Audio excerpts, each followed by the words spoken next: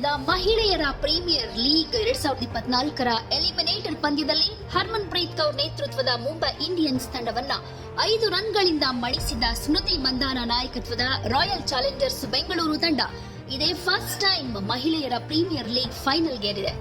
ಟೂರ್ನಿಯ 2ನೇ ಸೀಸನ್ನ ಅಂತಿಮ ಪಂದ್ಯ ಈಗ ಡೆಲ್ಲಿ ಕ್ಯಾಪಿಟಲ್ಸ್ ಮತ್ತು ರಾಯಲ್ ಚಾಲೆಂಜರ್ಸ್ ಬೆಂಗಳೂರು ನಡುವೆ ನಡೆಯುತ್ತೆ. ಪಾಯಿಂಟ್ ಟೇಬಲ್ನಲ್ಲಿ ಮೊದಲ ಸ್ಥಾನ ಪಡೆಯುವ ಮೂಲಕ ಡೆಲ್ಲಿ ತಂಡ ಈಗಾಗಲೇ ಫೈನಲ್ಗೆ ಅರ್ಹತೆ ಪಡೆದುಕೊಂಡಿದೆ.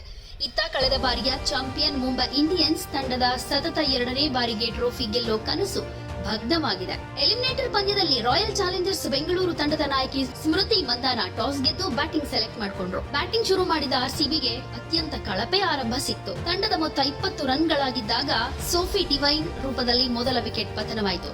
ನಿರ್ಣಾಯಕ ಪಂದ್ಯದಲ್ಲಿ ಸೋಫಿ ಡಿವೈನ್ ಉತ್ತಮ ಪ್ರದರ್ಶನ ನೀಡುವ ನಿರೀಕ್ಷೆ ಇತ್ತು. 10 ರನ್ ಗಳಿಸಿ ಔಟ್ ಆದ್ರು.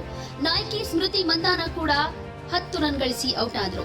ಮಂದಾನ ಔಟ್ ಆದ್ಮೇಲೆ ದಿಸಾ ಕ್ಯಾಸೆಟ್ ಖಾತೆ ತೆರೆಯೋದಕ್ಕೆ ಸಾಧ್ಯವಾಗದೆ ಔಟ್ ಆದ್ರು. ಬೆಂಗಳೂರಿನ ಸ್ಕೋರ್ 23 ಆಗಿದ್ದಾಗ 4 ವಿಕೆಟ್ ಬಿದ್ದಿತ್ತು. ಇದಾದ್ಮೇಲೆ ರೀಚಾ ಘೋಷ್ ಕೂಡ ಹೇಲಿ ಮ್ಯಾಥ್ಯೂಸ್ ಎಸೆತದಲ್ಲಿ 19 ಎಸೆತಗಳಲ್ಲಿ 14 ರನ್ ಗಳಿಸಿ ಔಟ್ ಆದ್ರು. ರೀಚಾ ಔಟ್ ಆದ್ಮೇಲೆ ಆರ್ಸಿಬಿ ನಿಯಮಿತ ಅಂತರದಲ್ಲಿ ತನ್ನ ವಿಕೆಟ್ ಕಳೆದುಕೊಳ್ತಾ ಹೋಯಿತು.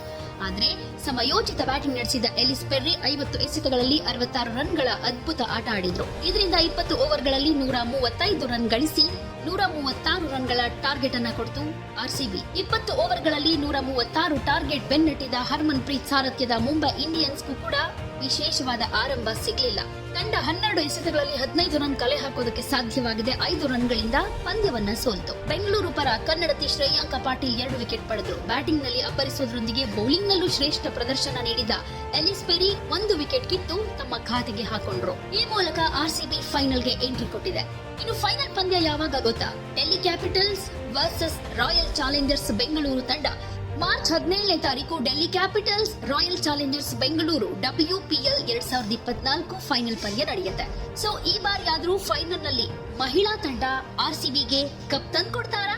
ಕಾದು ನೋಡೋಣ. ಜೊತೆಗೆ ನಮ್ಮ ಆರ್ಸಿಬಿ ಮಹಿಳಾ ತಂಡಕ್ಕೆ ಆಲ್ ದಿ ವೆರಿ ಬೆಸ್ಟ್.